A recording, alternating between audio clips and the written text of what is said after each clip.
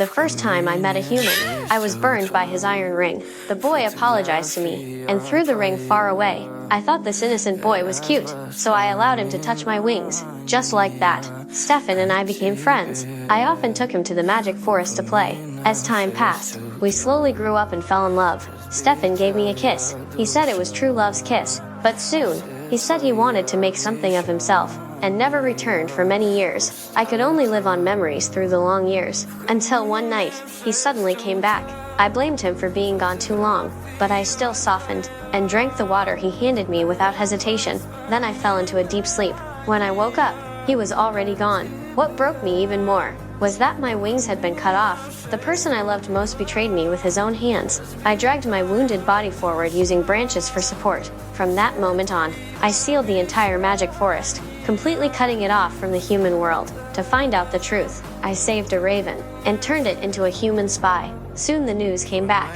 It turned out the king had issued an order. Whoever brought my wings would become the heir to the throne. Stefan chose power and betrayed me. At that moment, I completely fell into darkness. Later I learned he had a daughter, so I decided to give him a gift. I really felt quite distressed at not receiving an invitation. I placed a curse on the little princess. On her 16th birthday, she would fall into a deep sleep. Only true love's kiss could wake her. Stefan could not stop it. He ordered all spinning wheels to be burned and sent Aurora to be raised by 3 fairies. But I quickly found them. I deliberately scared Aurora, but she wasn't afraid at all. However, the 3 fairies were unreliable. I could only have the raven bring her nectar. Unconsciously, I began to watch her grow up. Whenever she was in danger, I couldn't help but step in. One day Aurora came to me and asked me to hold her. Go away. Go. Go away. But when she hugged me, something inside me began to soften. Soon, Aurora grew up.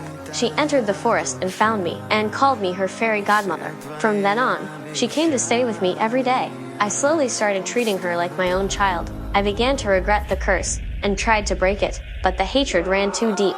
The curse could not be undone. In the end, on her 16th birthday, Aurora still fell into a deep sleep, full of guilt. I came to her bedside, and gently kissed her forehead.